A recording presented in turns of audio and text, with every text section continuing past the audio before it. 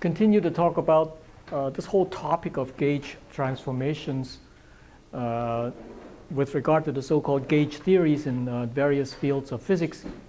And the most, one of the most, I should say one of the most, not the most, one of the most important examples is the so-called vector potential in electrodynamics.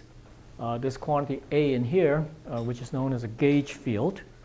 Mathematically, it's called a connection, and we'll demonstrate to you why it is so a little bit later on.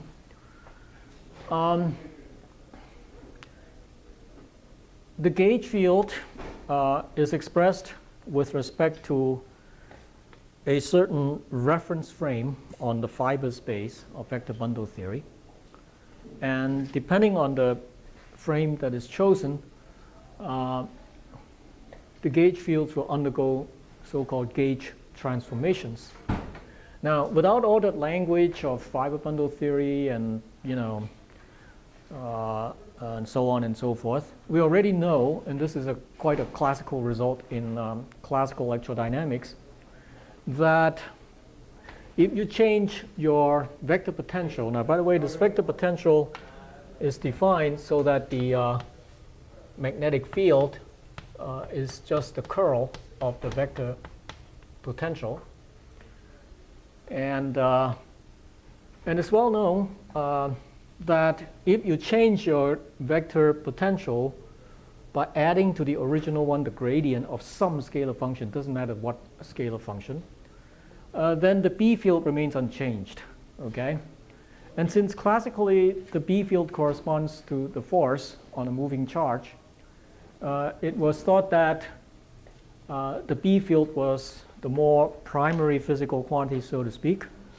And so this gauge field A is just some sort of mathematical auxiliary quantity, because it's like a chameleon. You can change its face, okay, so to speak. You can change it, but yet not changing the B field. So for the longest time, it was thought that the A field is kind of like something that changes its appearance, quote unquote, with respect to different choices of frames and so on and so forth. But with quantum mechanics, we understand that the gauge field actually is the more primary quantity. In other words, a connection is a more primary quantity. And the B field is something that's derived from this more primary quantity, in the sense that the curvature is derived from the connection. Okay, you obtain the force as some kind of derivative of the gauge field. And now we have already shown you that in electrodynamics, the so-called fields tensor expressed on Minkowski space is a 4x4 antisymmetric matrix. Antisymmetric means that the diagonal elements are all 0, and these three elements, 0, 1, 0, 2, 0, 3, are the three components of the electric field, whereas these three are the components of the magnetic field. Okay, and with a gauge transformation, the field tensor transforms in exactly like it should as a tensor quantity. Okay, but as we'll see, the connection itself is not a tensor quantity, because by changing the field, by changing the frame, so to speak, going to a new one, there's an additional term which doesn't look like an ordinary similarity transformation. So it doesn't transform like a tensor, because something that's originally 0 may get transformed to something that's not 0, which is apparently not how a tensor should behave. Okay, linear transformation should always transform 0 tensors to 0 tensors, 0 vectors to 0 vectors. But apparently this is not the case, and so therefore the connection is not a tensor quantity. That's why it's called by a different name. It's a connection, whereas the curvature that's derived from it is a tensor quantity. Okay, now we'll spell out in detail what all this means technically a little bit later on. But let me just first continue with our discussion. The first example was the so-called Bohm-Aharonov effect, where it was demonstrated that you can have this kind of physical situation. Let's say you can have a magnetic flux tube that's concentrated in a very small region in space. Let's say that we have a magnetic flux tube with magnetic field lines confined within a solenoid, for example, so that the field lines point along the z direction. And you can cook up a vector potential. I think this example asks you to show that you can cook up this vector potential, that if this were the origin, then A, when given explicitly in terms of the coordinates, minus y phi, phi is a constant, big phi is a constant, 2 pi r squared, x times phi divided by 2 pi r squared, and then 0, okay.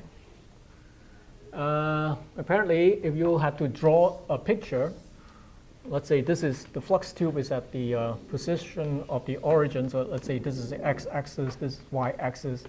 At some point in here, which has coordinates x and y, or you can look at it as r and theta, then this formula gives you the vector field at that point. Okay. Now, if you had to plot that, you'll see that these field lines are just concentric circles, like so. That's the field configuration for the gauge field. Okay, you take this expression, and you have to plot out the field lines of what that looks like. It looks precisely like this. Okay, but then if you do an ordinary curl calculation on this quantity, you discover that the curl of this is precisely equal to 0 when the position vector x is not equal to 0. Okay? Right at 0, it's kind of undefined because you see there's a singularity in there. When r is equal to 0, this is 1 over r squared in the bottom, r squared in the bottom, and 1 power of the distance on top, therefore it blows up at the singularity, okay? But you can show quite explicitly that the curl of this is 0. Whoops, I am sorry. Let me just, okay, sorry. You can show that everywhere on this plane that is not at the origin, the curl is equal to 0. So what it says is that for this field, the magnetic field is 0 everywhere except at the origin. Okay? Actually, it blows up at the origin. The magnetic field blows up at the origin. But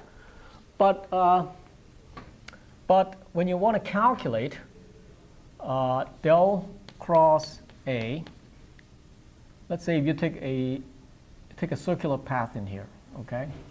Any circular path of any radius, and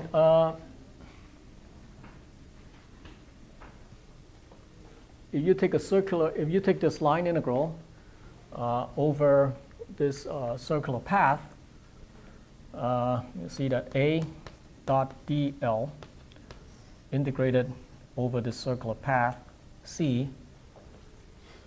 You see by Stokes' theorem, this is equal to the area integral over this area dot dA. You discover that this is precisely equal to big phi, constant, no matter how small the circle is, as long as it encloses the origin. Okay? And this can be shown quite explicitly by working with this expression for the A. I think that's what I asked you to do last time before we left. Okay? Yeah? Just to make sure, in that case, so we have Are you okay? Yeah. Are you sure? Yeah. Okay. Word the question once, when I think I'll ask it, I'll ask you. You still have a question? I can't word it well. You can word it? All right, you can ask me later. Okay. So this is just by Stokes' theorem, right? And you see that, this loop integral is equal to phi, no matter how small or how big the circle is, as long as it. Now, the easiest way to calculate this is for a circular path whose center is at the origin. That's the easiest way to calculate the integral. But then once you've done that, then you see that If I calculate something like this, for example, calculate the line integral over that loop is, as long as it encloses the origin, then it has the same value. The line integral, in other words, that line integral doesn't seem to depend on the shape of the path as long as that path encloses the origin. Okay? Now, actually, that argument is not too hard to make. Once you've done a some integral over the circle. Now, remember that the answer doesn't depend on how big the circle is. Okay? As long as it's some circle whose origin is at the center, whose center is at the origin rather, then you get this result. So let's imagine this path, right? Let's imagine this arbitrarily shaped path, one which encloses the origin.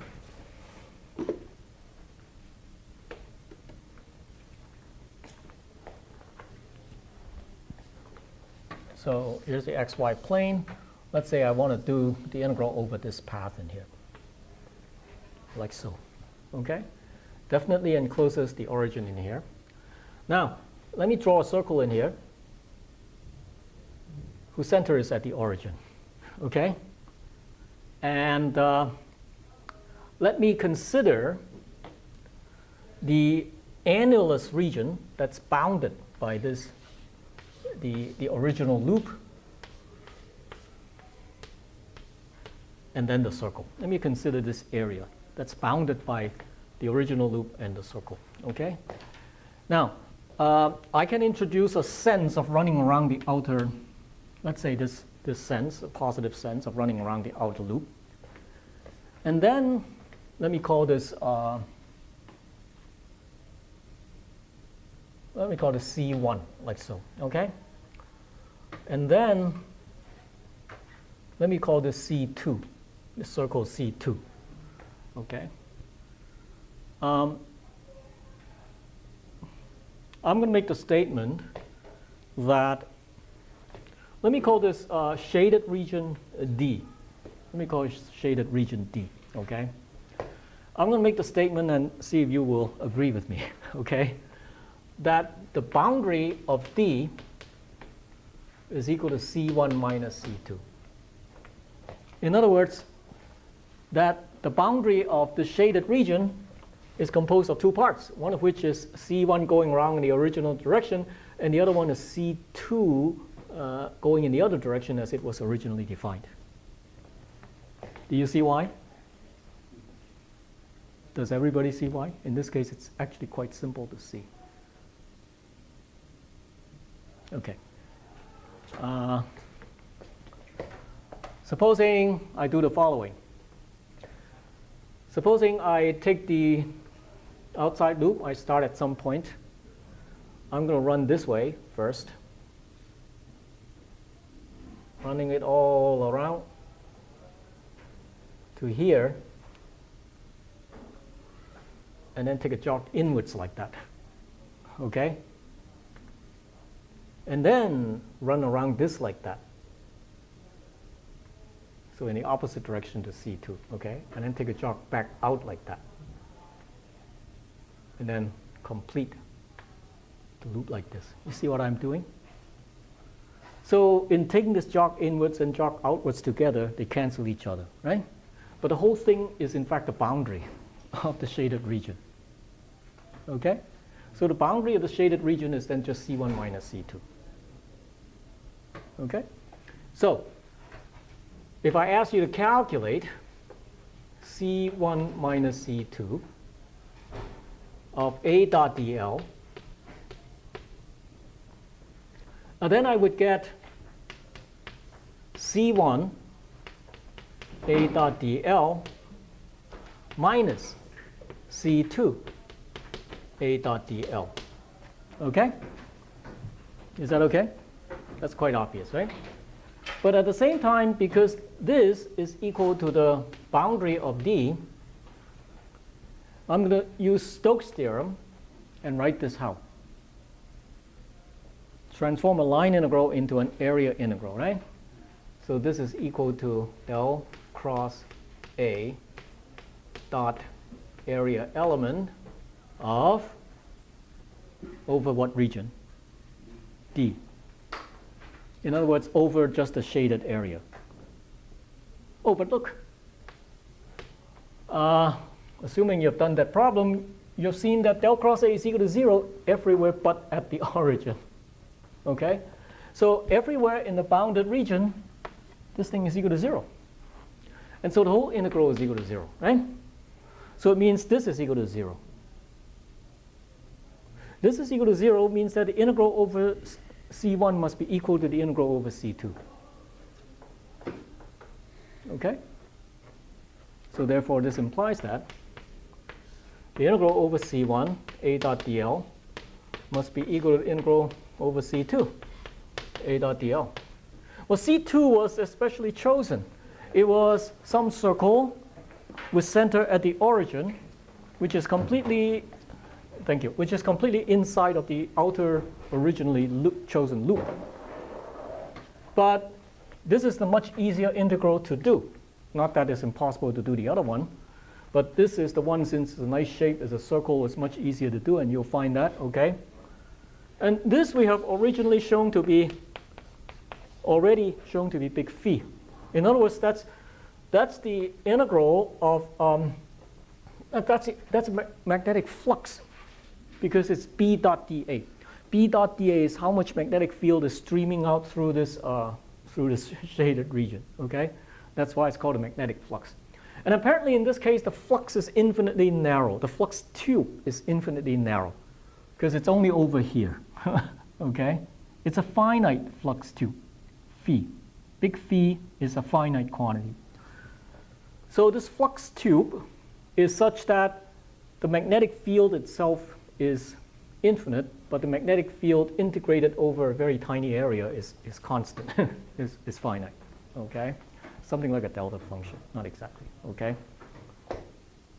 but this is what we want, because now you've gotten the loop integral over any loop whatsoever is equal to phi.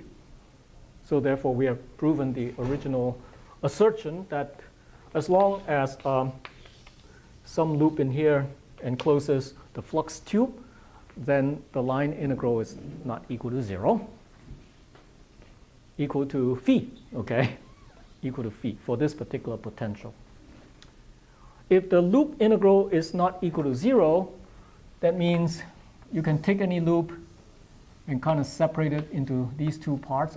I call the C1, C2. Here is some flux tube in here.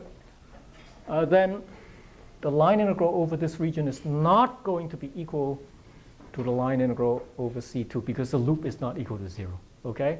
So it means if you split it up into two paths like this, the line integral becomes path dependent. Okay? Because it depends on which path it is that you are doing. Because we have also proved that when you do a gauge transformation, the wave function goes like this. And this guy is apparently A dot dl integral. That means the wave function of some electron going from some point, the first point to this point, is going to be different from the wave function of the electron traversing the other path, so to speak. But this is very funny, because classically, you see, the electron considered as a point particle is only traveling along this path. But throughout this path, del cross A is equal to 0. That means the B field is equal to 0. That means the electron is not going to feel any force classically. If it doesn't feel any force classically, how come quantum mechanically it can smell out the presence of a flux tube somewhere in there? This is a funny part. This is a strange part about quantum mechanical effect. Okay, it demonstrates a very, very fundamental prediction between quantum mechanics and classical mechanics. Okay, now mathematically, it's all tied in with the notion of a connection, a gauge field, and so on and so forth. Okay, because classically you only worry about the gauge transformation of the vector potential itself, but quantum mechanically you have to worry about at the same time the corresponding transformation on the wave function. The two is kind of like has to go hand in hand, so to speak. When you transform the gauge field, quantum mechanically you have to transform the wave function also. Why do we have to do that? We have to do that in order to make the Schrödinger equation gauge invariant. Okay, and we have already shown exactly why that equation was gauge invariant. So this is a first example of, that we are going to discuss, which illustrates this whole concept of gauge transformations and so on and so forth. Historically, it was very interesting. As I mentioned, the so-called Bohm-Aharonov effect was not discovered until, theoretically, was not discovered until the 1950s, even though quantum mechanics had been known since the 1920s. And furthermore, experimentally, it wasn't proved quite a bit later into the 1970s and so on, okay? But yet this is so fundamental.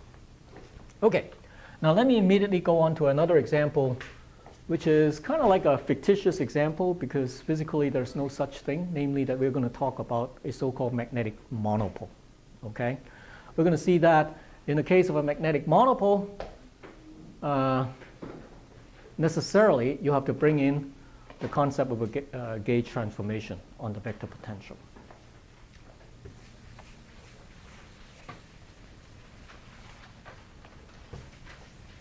Now, we all know about electric point charges, right?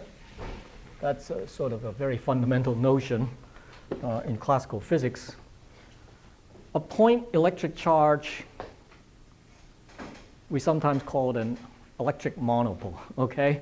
As opposed to a dipole or quadrupole and things like that and so on and so forth.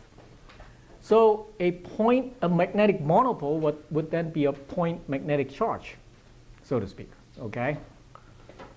And just like the Coulomb's law in electrostatics, a point magnetic monopole, a point magnetic charge or a magnetic monopole would lead to a magnetic field which looks mathematically like the same as the field for an electrical point charge. So to begin with, we write down the field for a magnetic monopole first.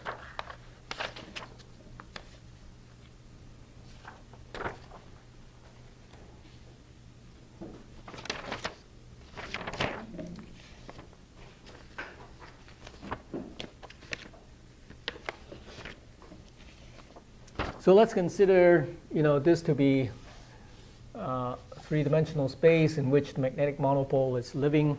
Let's say we put the magnetic monopole at the origin of some coordinate frame, and at a point whose position vector is r, then you can write down the B field. Let's say this magnetic monopole has magnetic charge. That's called M for magnetic, okay? So that the magnetic field for this magnetic monopole would then be something which looks exactly the same as the electric field for an electric charge. And we're going to write it like that. It's a 1 over r squared law, okay? That's, say we consider the magnetic field like that. Well, then the question is, what is the vector potential whose curl is this thing in here? That's a mathematical question. What is the vector potential whose curl is a function like this? Because B is always del cross A. Okay. Well, to find out about that, we have to do some song and dance and make use of the Stokes theorem, so on and so forth. And so we know that, let's say you draw a Gaussian surface around this magnetic monopole. The most convenient one to draw would be a spherical surface whose center is at the origin. In other words, whose center is where the magnetic monopole is. And I am going to consider the magnetic flux. In other words, I'm going to take a little area element dA, and if it's a spherical surface, I know that dA, is always pointed out of the surface. That's how it's defined. And if I calculate this quantity, much like you are using Gauss's law to calculate the flux of the electric field, integrating over the spherical surface S2, let's say, okay, whose center is at the origin, okay? Then what do you expect to get?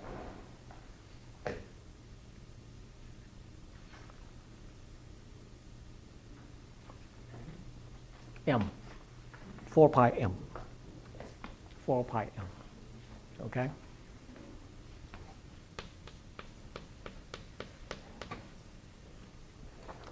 convince yourself of that. A very simple integral to do, that flux integral. Okay. In other words, you see, this point magnetic charge, so to speak, is going to send out magnetic field lines that are radial always, and the field lines are going to stream out of the spherical surface like that. This is the magnetic field, right? And when you calculate, now if the Gaussian surface is a spherical surface, the magnitude of the field is constant because the radius is constant, okay? And then you integrate over the area and so on, then you pretty soon will see that the result is 4 pi m. Okay? This is in physics 133 when you calculated the flux of the electric field of an electric charge. Okay? So let's take this result, right? Now, supposing I want to break this integral down into a sum of two parts. I'm going to divide the two-dimensional spherical surface into two parts. There's an upper cap like that, and there's a lower cap. Just say we divide it into two parts, okay? Now, let me separate these two parts and actually separate them like this. This is the upper cap, and this is the lower cap. And one can be larger than the other, as is obviously so in this case, okay? Now, if you take a little area element in here, okay, that area element is going to have a direction pointed like so, but if you take an area element, that area element is going to have a direction like so, okay? It always points outside of the, out of the spherical surface. That's how we use this Gauss law. Okay. Okay, so you say that the total flux let me call this region 1, the top cap region 1, and let me call the area of cap 2 region 2. And let's say that, by the Stokes theorem, using the line integral of, let's say you want to calculate line integral of A dot dl running along this curve in here, okay? And when you use Stokes theorem, you convert it into the area integral of del cross A, where the dA element is pointed this way. You have to go around the upper loop this way, okay? And so the area element in this upper, the line element rather, I'm going to call that dl1. This one is concerned with region 1, okay? It goes like this. But you see that in getting the area element of region 2, I have to go around the line in the opposite way using the right-hand rule again. Okay? So the dl2 would be running in the opposite sense to dl1. But, these two lines are actually the same line. Okay? Like so. So this is dl2. Different. At the very least, they run in opposite directions. Okay? So the total flux integral of A dot dl, I'm sorry, del cross A dot dl, of B dot dA, total flux integral, is then just the sum of the area integral over two parts, right? B dot dA over the top cap plus B dot dA over the bottom cap. Does everybody see that? Quite obvious, okay? The flux integral over the whole thing must be the sum of the flux integral over the top part plus the flux integral over the bottom part, okay? And I'm now going to use Stokes theorem on both parts, on both integrals in here. And now the first one I can apparently write as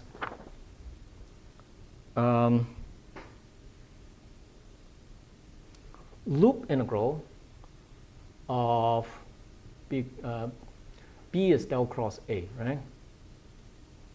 The del cross A dA is A dot dl. So the first one is A dot dl1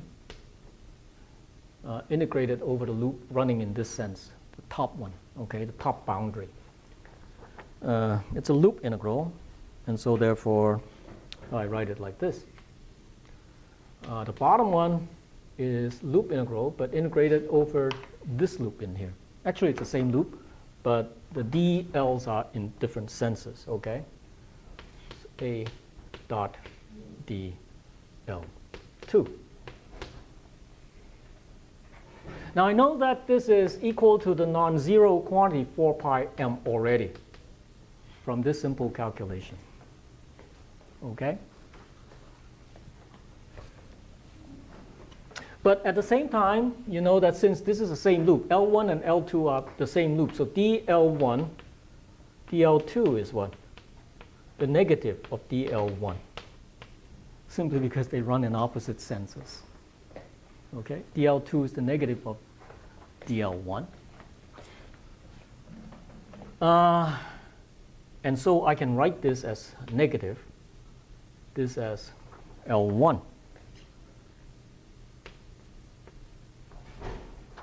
Same loop, okay? And then I can write this as integral over this loop in this sense, L1, dl1 of what? I'm going to run into trouble in here. A minus A, right? Oh, but then A minus A is what? 0. Get a contradiction, you see. Okay, on the one hand, it seems to be equal to 0 because if you think of A as being well defined on this loop, then it's single value at every point on this loop in here. So at every point it has some value, so A minus A must be 0. Okay? But yet if you do it one way, you get 4 pi m. If you use Stokes' theorem to do it through the line integral way, you get 0. So what's wrong? Something funny going on. Okay? I know that this result is correct. I know that this result is correct. So that result cannot be correct. Okay, yeah? Is it similar to how they came up with the Dirac delta function? No, not quite. Okay. The thing is this. So because of that, you are forced to the conclusion that somehow you must define A in such a way that it is different on the top cap as it is, you know, on the top cap is the value of A is different from the value of A on the bottom cap. A has to be defined two ways, once on the top cap and once on the bottom cap. But yet it has to be such that it's the same quantity, so to speak, so that the curl of that A is everywhere equal to this B in here, everywhere, B. Okay, both top and bottom caps, the B is the same. It's given by this in here. Okay. Well, how can the A be different on one cap? You know, in fact, it's the same line in here. You see, it's the same line in here. How can it be different when you look at it as boundary of a top cap, and we look at the same line as boundary of the bottom cap? The A is different. You're forced to this idea of the gauge transformation. The gauge transformation, you know, this way of writing, this tells you that these two A's are not the same thing, okay? But the idea is basically it's the same thing, only that they are related by gauge transformation in the same sense that a connection matrix appears in different ways when you use different reference frames to describe it, okay? Those of you who have taken my classical mechanics classes will have recognized this formula in here way back in chapter 1, where omega is some connection matrix with respect to one pick of an orthonormal frame. Omega prime is the same connection matrix. It's not the same matrix, but the matrix of the same connection with respect to a different pick, so that if the two picks are related by some group element, such as a rotation, then the gauge transformation formula in general looks like this. Okay, but you're talking about the same connection. The same connection can appear differently if you choose different reference frames for its description. So it's almost like the situation of vectors and tensors where the components appear to be different because you have picked a different reference frame. Okay? Similarly with a tensor and so on and so forth. Okay? So this idea is a little bit abstract at this point, but we are forced to this situation. Okay? So I'm forced to have one function for the top cap, and then another function, A, function of position for the bottom cap, so that the two are related by gauge transformation like this. The question is then, what is the scalar function which would give me the required result? Okay? Remember, in this gauge transformation, any scalar function will do. Any scalar function will do. So that, so let's write something like this. That A1 and A2 are related by gauge transformation. Supposing I write A1 to be equal to A2 plus the gradient of something. Okay? Just like in this formula in here. For dimensional reasons, A is not dimensionless, but the lambda is. Well, lambda is not dimensionless because of this requirement of this. A is not, lambda obviously is not dimensionless, but this whole thing is dimensionless in here. And so that you need to put in a factor of h bar c divided by E times the gradient of some function, lambda. We call it like that. Some scalar function. Okay? So let's say this is A1 minus A2. So A1 minus A2 is not equal to 0, so you're in business. Okay? A1 minus A2 is in fact equal to, by this gauge transformation relationship, is equal to h bar c over E, the integral, the loop integral. Let me just call this loop C over here, because it's the same loop, okay? Of the gradient of lambda dot dl, like so. Okay? Gradient lambda is not equal to 0. This is not equal to 0 either. Okay? So now you think about it abstractly. Lambda can be any function up to this point. So the loop integral of gradient lambda dot dl is the change in lambda over the entire loop. Okay? So it's equal to then h bar c divided by E, the change in lambda over the entire loop. And I'm simply going to write it like this. Right? This is change in lambda over the loop. So in other words, lambda itself cannot be a one-valued function. Okay? So lambda, you look at the values of lambda over this loop in here. If you start off at a certain point, and if lambda were a single value function, it will run once around, then the change in lambda would be exactly equal to 0. But it cannot be 0, so that lambda itself cannot be a single value function in this case. Okay? But something else has to be a single value function, and you can see what it has to be because of this gauge transformation rule for the wave function in here. This quantity with lambda understood, well, let me write this quantity separately.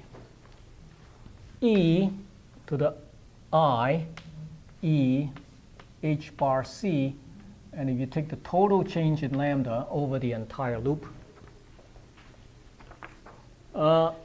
that must be a single valued function, because that's a so-called, because you assume that the wave function itself is single value, okay? So that itself, even though lambda itself is not single value, e to the I something, some constant times lambda must be single value. In mathematical terms, this is called a transition function. Explain the origin of that term later on.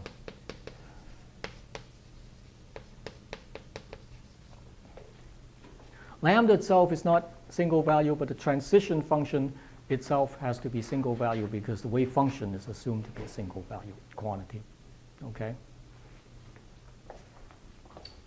So, so you then have, when you pull all these together, then you have the result that 4 pi m must be equal to h bar c over e change in lambda over one loop. Change in lambda over one loop. Okay? This itself cannot be a single value function because if it were, then the whole thing would be equal to 0. But this has to be single value. Transition function has to be single value.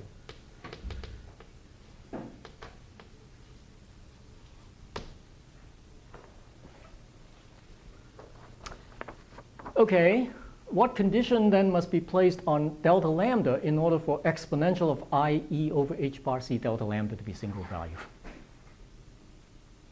What must this combination be?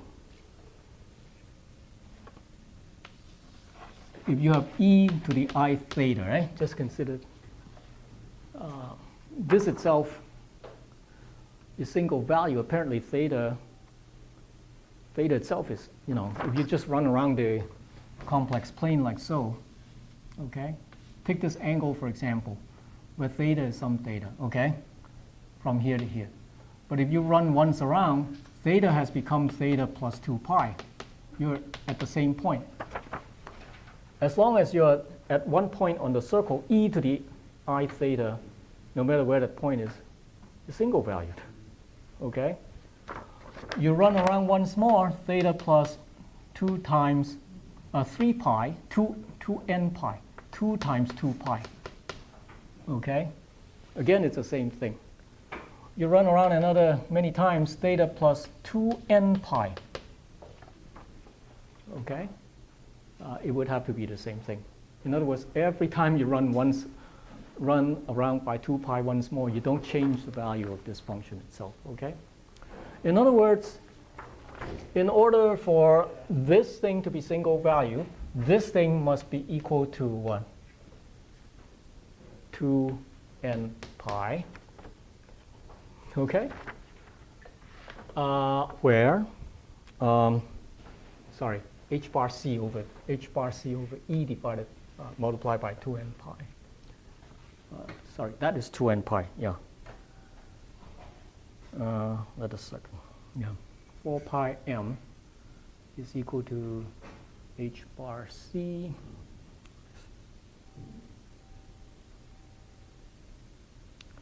delta lambda must be equal to 2n pi. So this whole thing, delta lambda must be equal to 2n. Delta lambda is like the angle in there, okay? So this whole thing must be equal to h bar c divided by e times 2n pi, where n can be equal to 0, plus or minus 1, plus or minus 2, and so on and so forth. In other words, any integer, okay, for any integer n. Now look at this fantastic result in here. So 4 pi m is equal to 2n pi times h bar c over e. Cancel out some factors in here, take away the pi, cancel out the 2. You can put the 2 down here, I suppose.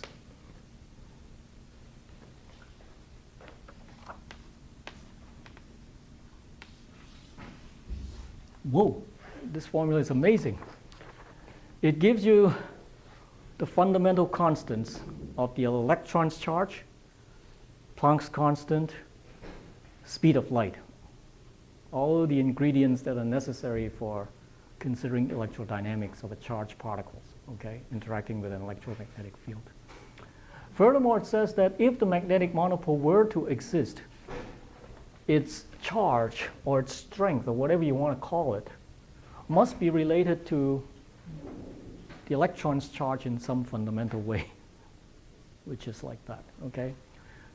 The first person to notice this was Paul Dirac, way back, I think it was in the late 1920s. And he made this famous remark that if you turn this formula around and write E in terms of M and everything else, then it would appear that the electron charge is quantized because you only have the fundamental charges E, 2E, 3E, and so on and so forth, right?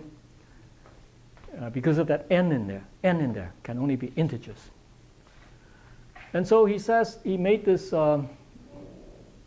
remark that if there was just even one magnetic monopole existing anywhere in the universe, that would explain the quantization of the electron's charge. You see how fundamental that result is, okay? Now, of course, up to this day, people were trying very hard to look for magnetic monopoles all over the place, but still haven't found anything yet. But it remains a very interesting theoretical kind of a conclusion because, as we'll see, the concept of magnetic monopole doesn't only apply to a real magnetic monopole, but the same mathematical structure appears in many, many physics problems, which may have nothing to do with electrodynamics at all, okay?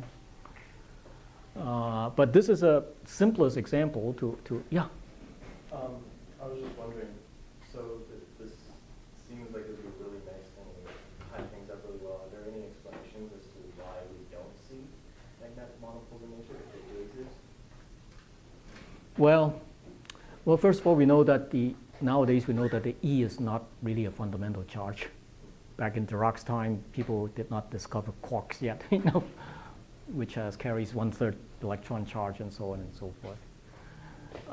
So it perhaps may not be too surprising that you find a fundamental magnetic monopole, okay?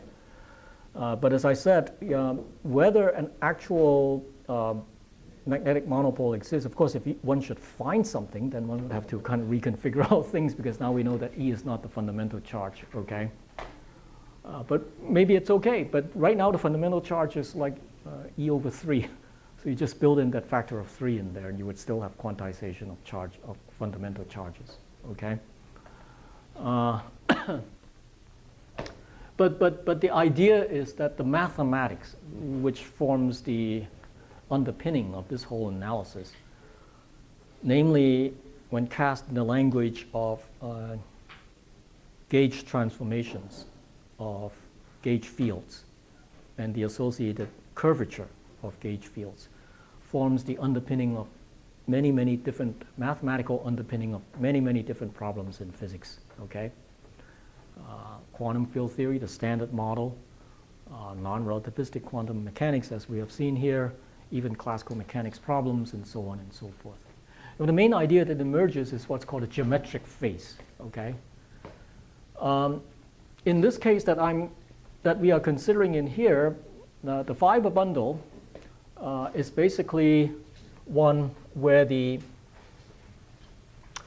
underlying base manifold is S2, okay, and where the fiber is a one-dimensional complex vector space, as we have noticed, as we have noted when we discussed the quantum mechanics, describing systems whose wave function is a complex valued quantity. So there's only one wave function. So the wave function transforms like a scalar field. So it's like a, something that's on who assumes values in the one-dimensional complex space. Okay. And if you look at if you look at the basis in that space, now if you look at this as a complex plane, the complex number can be anywhere, but you can choose the basis vector to be this complex number, which is the number 1, for example. Real part is 1, imaginary part is 0. So that basically you can write any complex number, this one, for example, z, as z times 1. This is the basis vector. And of course, any complex number can be written as z times 1, okay? But of course, this is not the only basis vector. You can choose You can choose this one, for example. Same length, but pointed in an angle. Okay? So and then you can write the same complex number as some complex number times this complex number. Okay? In other words, you can choose, this is one way of choosing, you can choose the base vector, the normalized one, to be any point on the unit circle. Okay? So then, what's the transformation then? What's the transformation then? How are these two complex numbers related to each other? Rotation. Yes? How do you express that using complex numbers? This one, this angle is 1. This is 1. So this number is just e to the I theta, right? So in other words, the transformation is e to the I theta. This is a one-dimensional space, so there's no matrix to speak of. The matrix is 1 by 1, so to speak. Okay? We're going to go ahead and write this as e to the minus I lambda. Doesn't really matter how I write it, okay? Because lambda can be anywhere between 0 and 2 pi, plus or minus 0 and 2 pi. Doesn't matter, okay? So the gauge group is what? The gauge group is the group of all these numbers. These are complex numbers of length 1. So when viewed as a matrix, it's unitary. Because e to the I theta is unitary because its inverse is equal to its complex conjugate or Hermitian conjugate. Okay? So this group is called U1. U1 is topologically just a circle, but you can write it as there's only one parameter in it, theta, the angle. So any element in U1 can be written as e to the I times some real quantity. Okay? Actually, you just need to restrict the real quantity to between 0 and 2 pi. You will have obtained all the elements in that U1. Okay? It's a Lie group. It's a compact Lie group. And then all the ideas that we have applied, that we have discussed concerning Lie groups and Lie algebras will apply in this case also. Okay? So in this case, we speak of the gauge group, the fiber bundle as a complex line bundle whose gauge group is U1. And so now let's try to apply this transformation formula. Now originally that transformation formula was written in terms of a matrix, right? So let me recall for you how that was written in our classical mechanics book.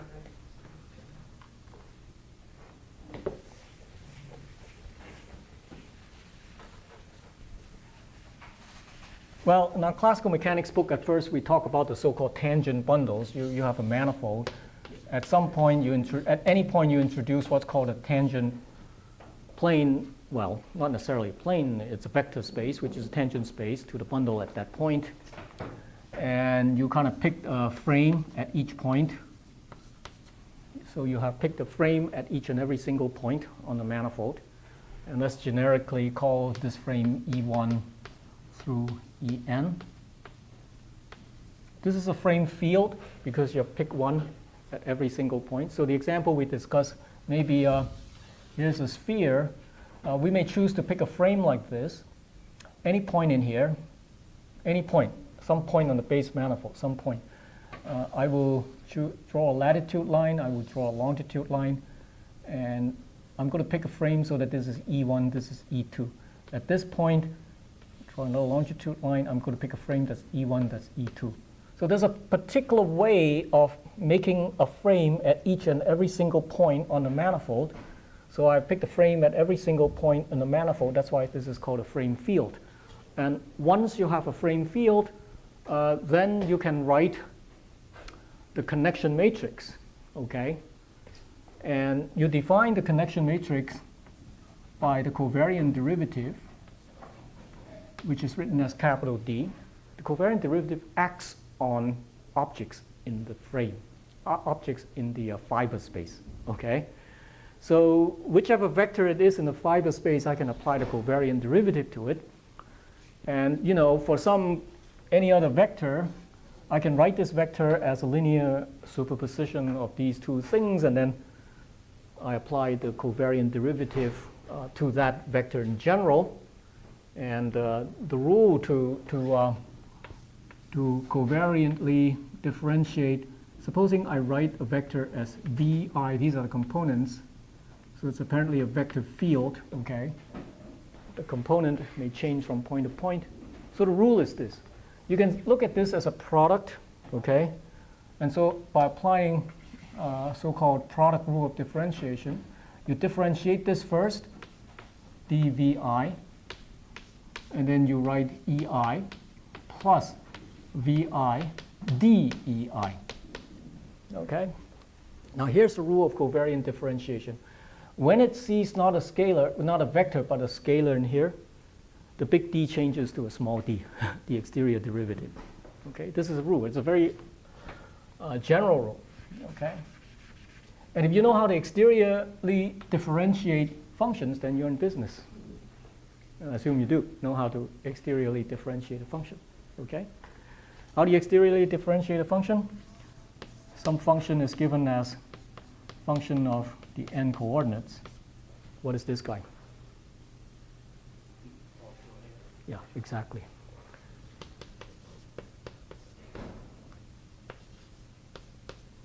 Summed over I. Okay?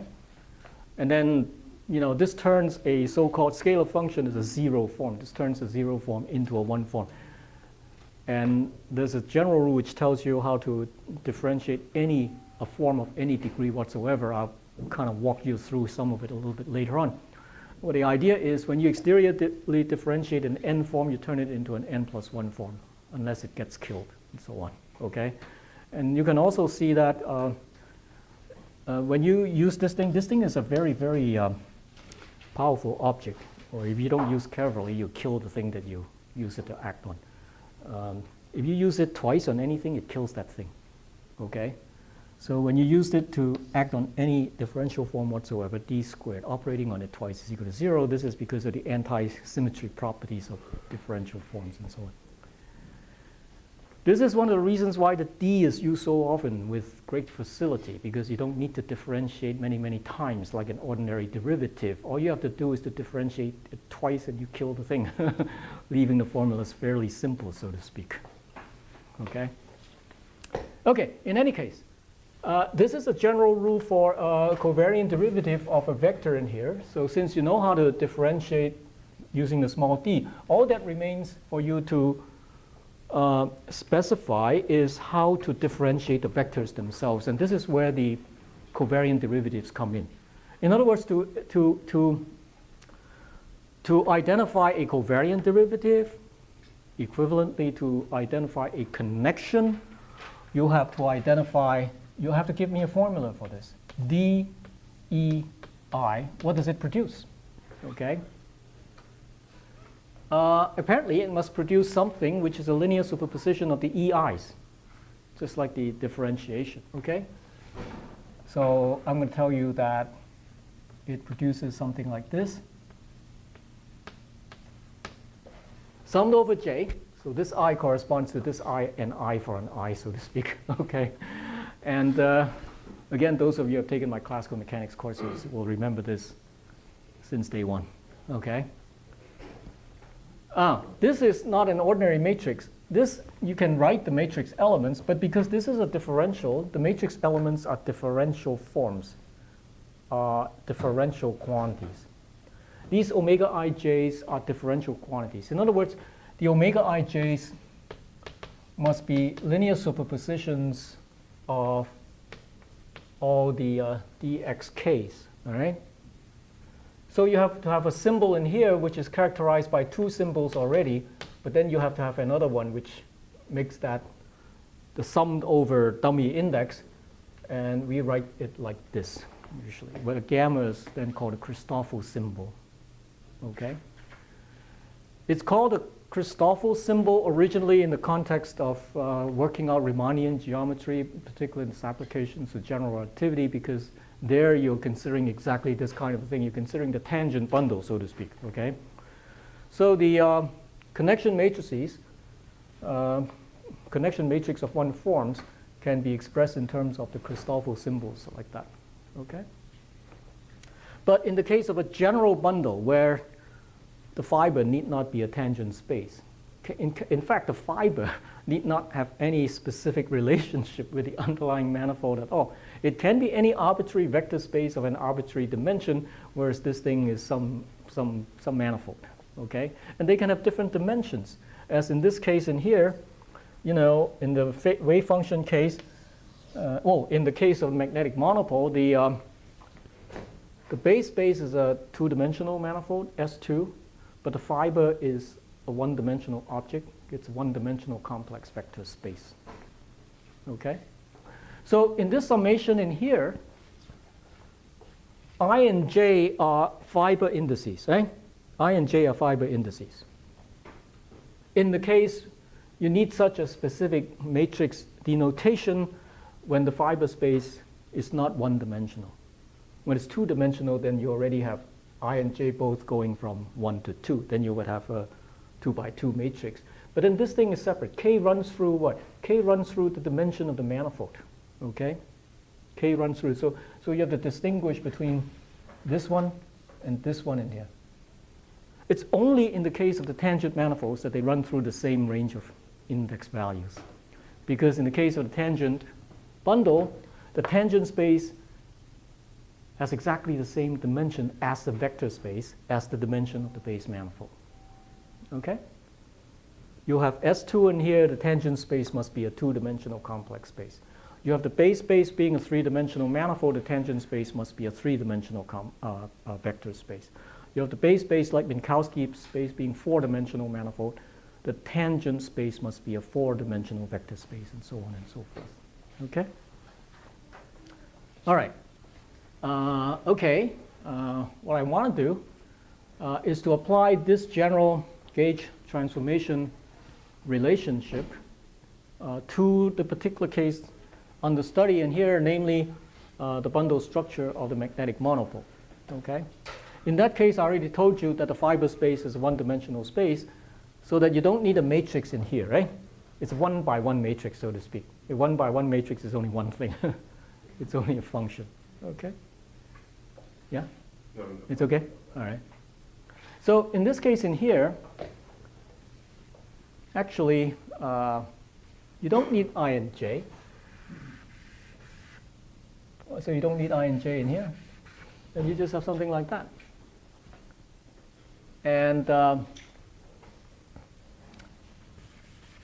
And instead of gamma, whenever you write gamma, you kind of bring into mind those general relativity kinds of literature. Christoffel symbol is use gamma. So in the case, we use A, but it's actually not the A here. Let me write it a little bit different. It's script A. But the script A is simply related to this unscripted A. I'll show you later. Okay. But in any case, you can write this. Okay. It's a one form. It's a one-by-one matrix of one. It's a one form. That's it. Okay. This is a one form, differential one form. Okay. Okay. And you already know that the G, we've already written the G as e to the minus I lambda. Let me see if it works out. Right, G is equal to e to the minus I lambda. Now apparently, the idea is you can pick this lambda to be position dependent also. Okay? You pick this to be position dependent so that the G is no longer a constant transformation because you're talking about a field in here.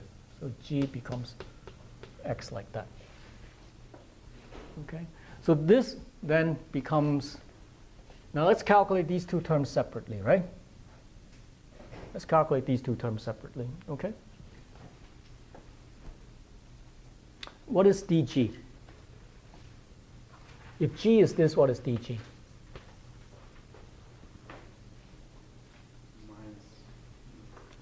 Yes. Minus I d, let me call this dk lambda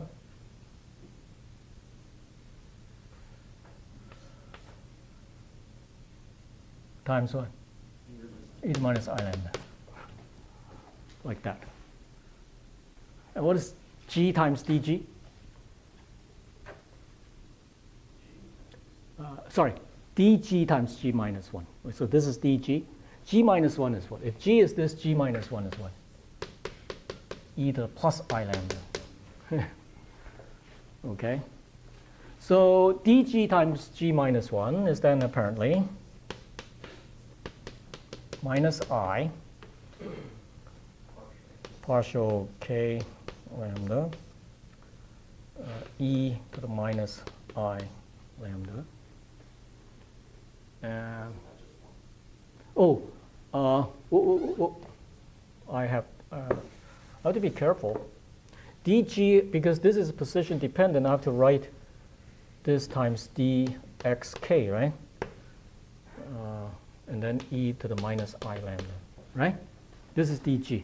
Okay, you have to d lambda is equal to this, right? D lambda is equal to that. Okay, so that itself is a differential one form. Okay, that itself is a differential one form. So dg has dxk over here. I'm going to write dxk over here, sum over k. And then I have a g inverse, which is e plus I lambda, like so. Okay. And of course, these two things cancel out. Okay. Leaving you only with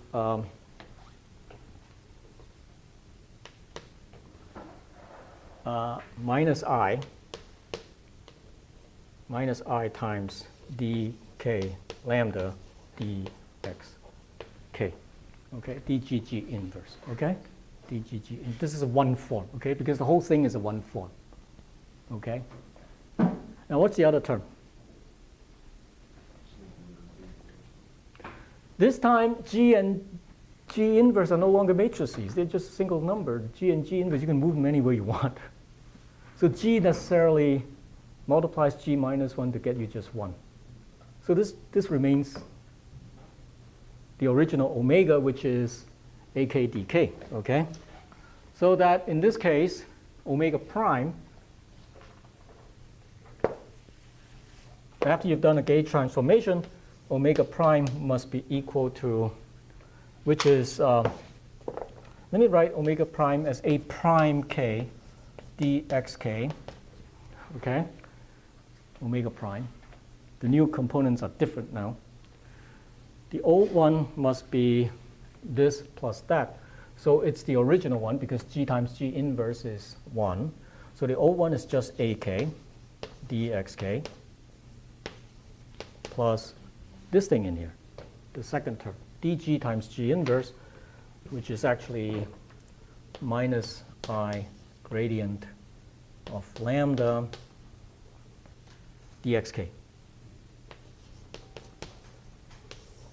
Okay?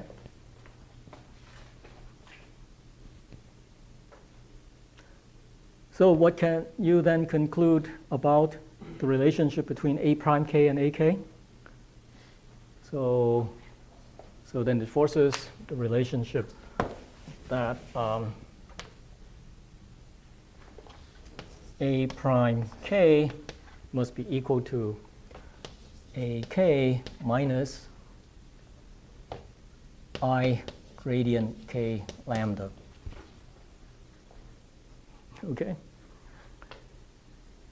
This almost looks the same like as this. Okay? But now this is a minor detail in here. In physics, this thing being a physical quantity must be a Hermitian matrix or Hermitian function, okay?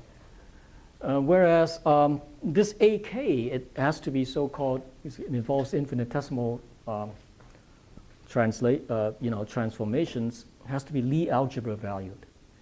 And in pretty much the same way as we saw in the case of ordinary rotations, the Lie algebra is anti-symmetric. Here, in the case of complex bundles, the Lie algebra is anti-Hermitian, okay? So you kind of, I think if you define A by I times A, or you stick in some physical quantities in here, H bar C over E, some things with physical dimensions, okay?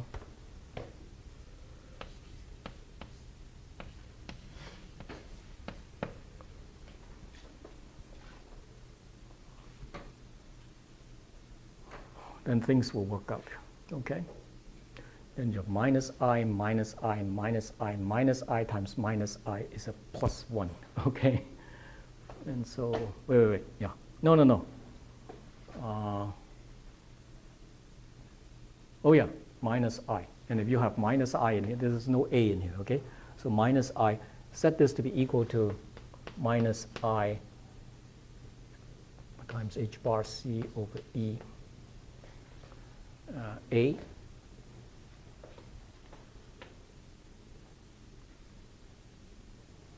Or do I want E over H bar C?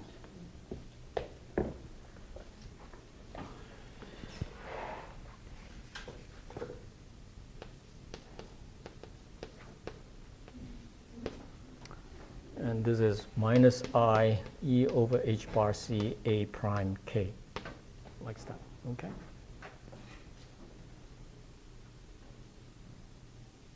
I think then I will have it, okay? And all the minus i's cancels out, so I have this formula in here, like so. Oh, actually, I don't want this. I don't need to have this.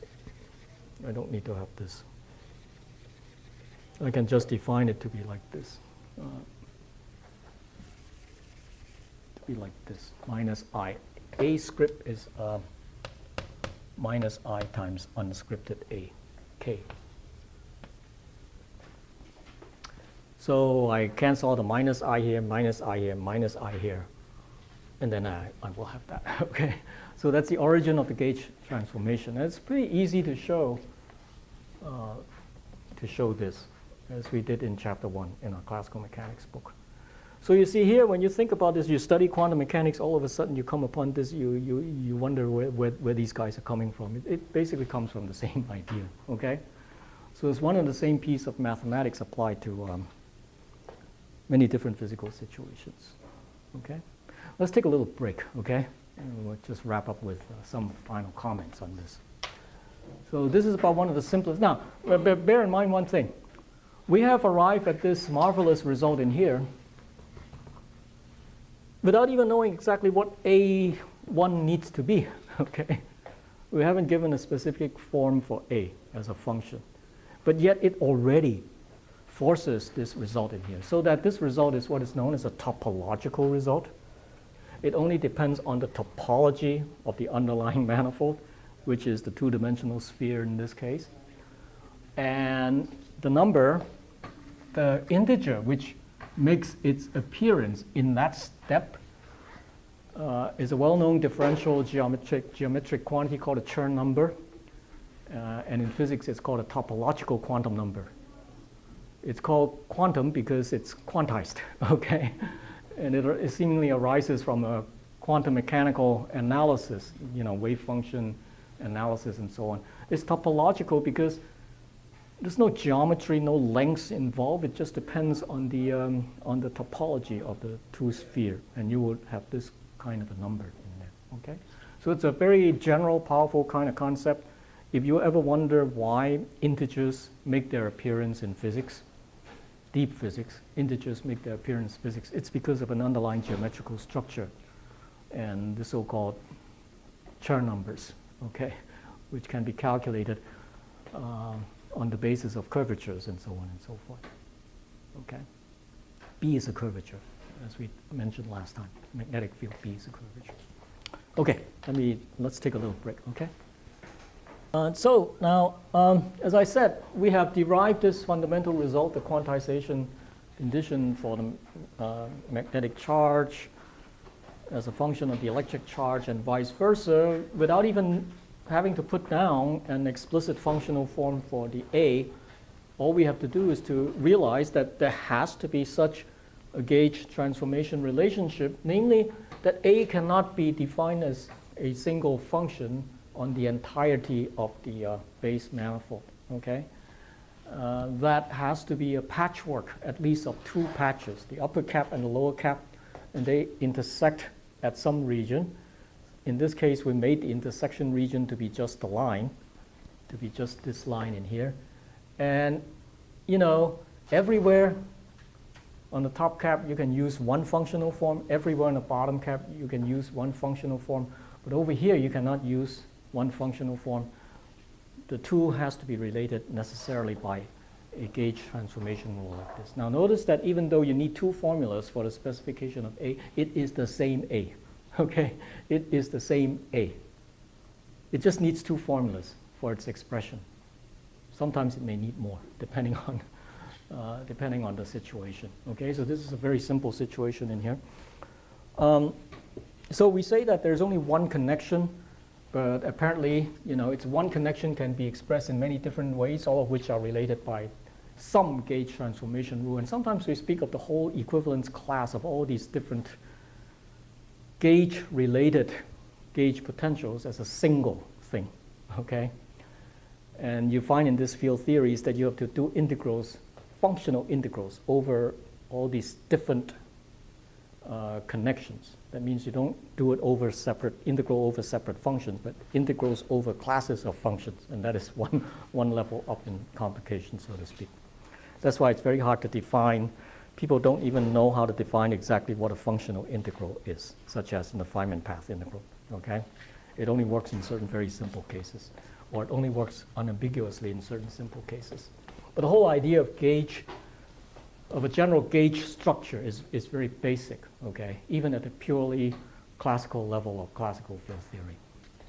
So let's write down one particular form for this potential, and this one was written down in the 1970s by physicist C.N. Yang and by mathematician T.S. Wu, and so it's known as the Wu-Yang potential.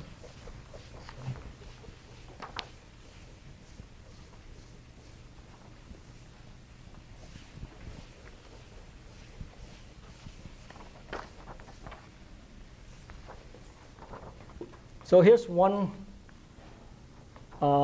expression which will work, which will lead to a magnetic monopole. A U1, this is called a U1 magnetic monopole, by the way. You can also have U2 magnetic monopoles, and UN magnetic monopoles, and so on and so forth, okay? So Wu-Yang potential for U1 magpole, magnetic monopole.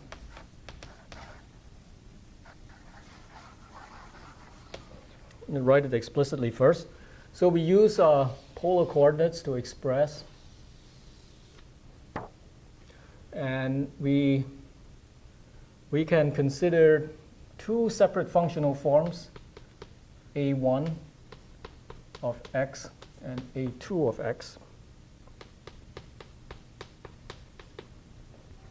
Where A1 of x is apparently valid for everywhere on the top cap, all the way excluding the south pole, okay?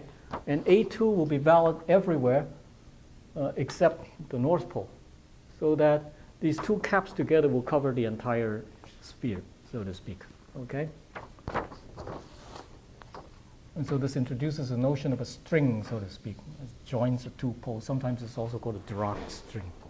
It's different from the string and string theory, very different. It's much simpler, okay?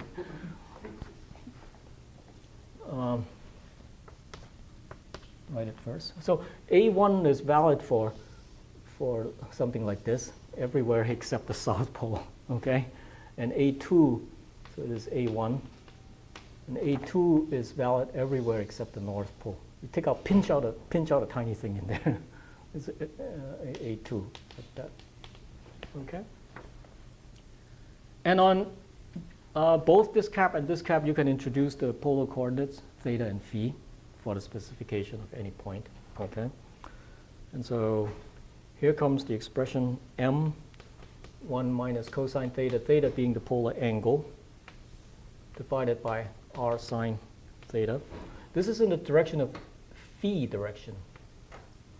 So I'm going to write this as E phi, where phi is the azimuth direction like this, okay?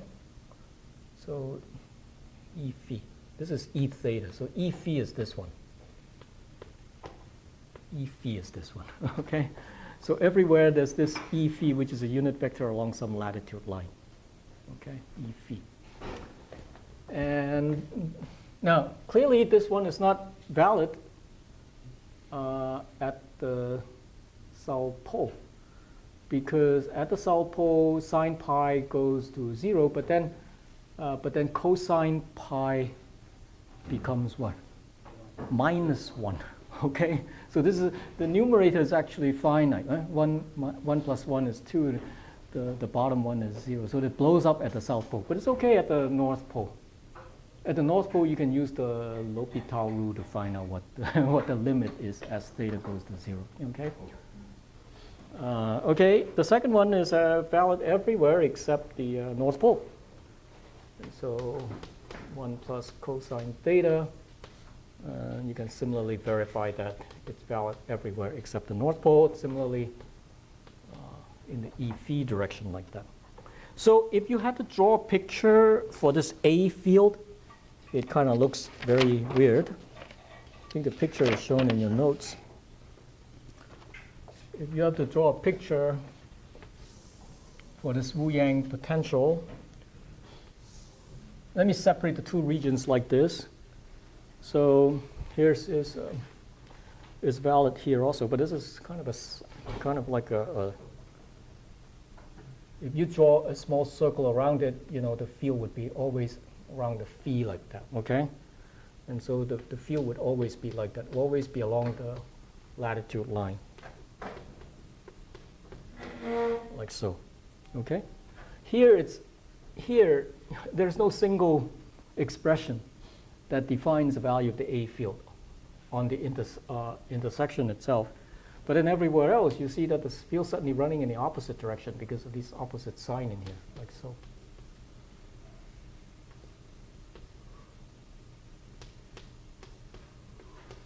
So this is the kind of situation you are dealing with. A gauge field sometimes has this funny behavior, okay? You can at a certain region, it's kind of unspecified, so to speak, where it has to be related by some kind of gauge transformation, okay? So the second expression can be used anywhere down here, and the first expression can be used anywhere up there. And they're all running along the latitude line except that they run in opposite directions, top and bottom like that, okay?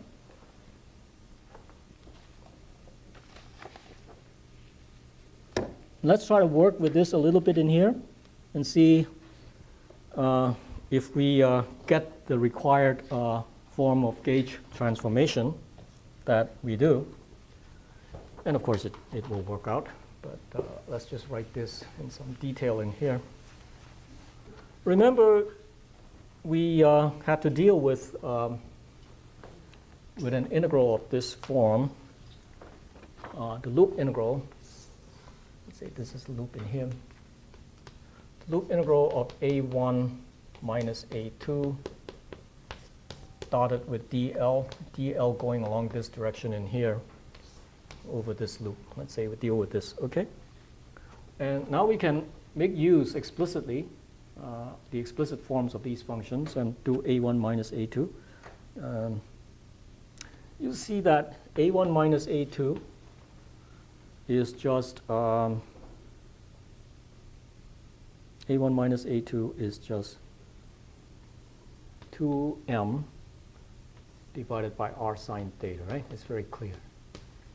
A1 minus A2. Wait a second. Oh, sorry.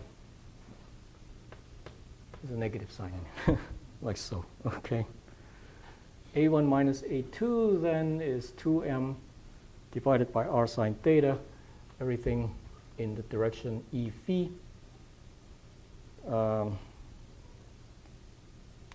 And this applies everywhere except at theta is equal to 0 or theta is equal to pi. So theta cannot be equal to either one of these two values, okay? Because at theta is equal to 0, this expression does not apply. At theta is equal to pi, that expression does not apply. But it's certainly okay here where theta is neither 0 nor pi, somewhere in between, okay? So this has to be dotted with dl. This has to be dotted with dl. What is dl? dl is some length in here, right? dl is some length in here. So if you look at this circle in here, the center of this circle is right here. And so this length must be what? This length must be r sine theta. Okay? And so the length of this small arc must be what? R sine theta d phi. Okay? So dl must be r sine theta d phi along E phi. Okay? After all, dl is along this direction here. So you got E phi dot E phi, which of course, you know, these are orthonormal vectors. E phi dot E phi is equal to 1. And so you'll have this is equal to r sine theta cancels out.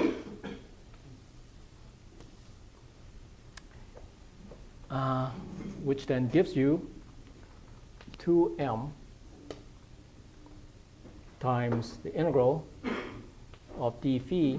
And if you go around this loop, phi goes from 0 to 2 pi. So this is like 4 pi m. Okay? Which is what we want. Right? We saw that this was in fact equal to 4 pi m.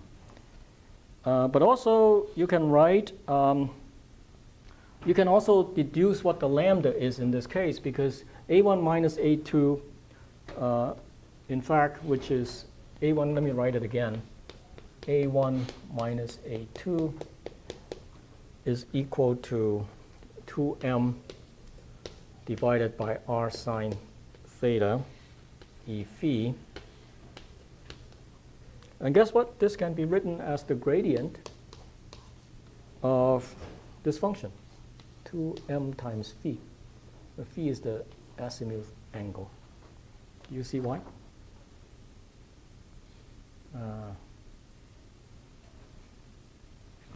You use the formula for spherical polar coordinates, the gradient of a function. This is df dr er plus 1 over r. I should remember this, df d theta, but I don't, plus 1 over r sine theta, df d phi. If you've seen this before, okay. Now, obviously, on the spherical surface, r is constant, and so in fact, there's no dependence on r in here, so the first term goes out. There's no dependence on theta either, so the second term goes out.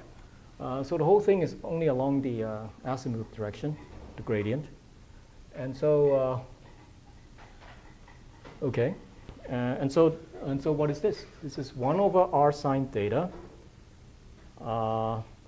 times 2m times partial phi, which is 1. So we get this thing in here, okay? And so this is the gradient of this function, so the lambda must be equal to this thing in here. So the lambda must be equal to this thing in here. Because originally, you know, this lambda is written as the gradient. You know, it occurs in the gauge transformation formula as the gradient of something. So we have written the gauge difference as the gradient of something, so that difference must be gradient of lambda. So lambda must be equal to 2m times phi, like that. Okay, so it's a function of position. Only that it doesn't depend on theta, it just depends on phi, that's all. Okay. Okay, so now there's another way to write, perhaps this brings it into more apparent form. Why does this Dirac string? You can, for example, write this, yeah. You can, for example, write this in terms of rectangular coordinates, which you're asked to do in one of the last problem in this chapter. I won't go through the specifics, okay? Let me just write down the answer in here.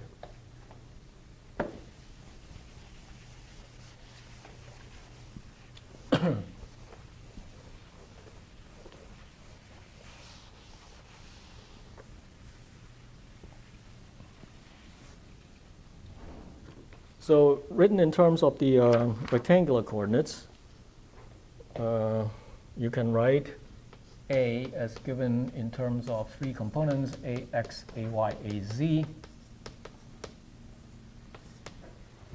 Like so. Written in terms of polar coordinates, it looks like that. But written in terms of rectangular coordinates, you will have a1, the x component, let me write it like this, is equal to minus my divided by r x plus z. a1y is equal to mx divided by r plus z, and the z component is equal to 0. Okay, so this is for A1. And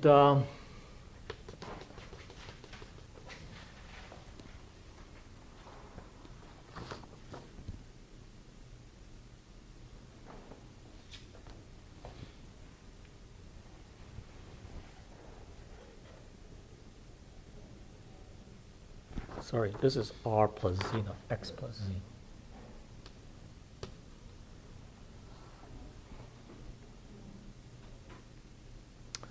And the A2 x component is plus my divided by r minus z. A2y. It's good exercise for you to transform from the polar form to the rectangular form. Minus mx r minus z, and a2z is also equal to 0. So the field, so to speak, points entirely along a latitude line. There's only ax and ay, but no az. Okay, so it conforms this much of it, and compare that with the polar coordinates. And you can also see the singularity structured here. It is singular here when r is equal to minus z, or when z is equal to minus r. Okay, that's at the south pole, so on. Okay, and here it's singular when z is equal to plus r. That's at the north pole. Okay, so you can see the singular structure also. And now, I'll leave it up to you, really. You can see the results written in the exercise in here. When you take the curl of this in here, using the ordinary formula for calculating the curl of a vector function, you can calculate the curl for both A1 and A2, which of course is a magnetic field, but then you end up with a common term, which is mr divided by r squared, okay? Plus some singular terms involving delta functions and so on and so forth, which takes care of the so-called Dirac string. Okay. I think this is the end of this chapter. Next time we come back, I want to further discuss this whole gauge theory business, but generalize it to the case of not an abelian. This is totally an abelian gauge field, okay? But we want to generalize it to the case of a non-abelian gauge field and see how the formulas for the curvature and so on will change. And before we do that, actually, I want to introduce the general notion of the curvature on the curvature associated with a particular connection on a vector bundle, okay? The general notion of a curvature, which was introduced apparently by Élie Cartan after the development of general relativity, when it was realized that the Riemannian curvature was very useful in physics, namely general relativity. Then Cartan thought up something which was more general, okay?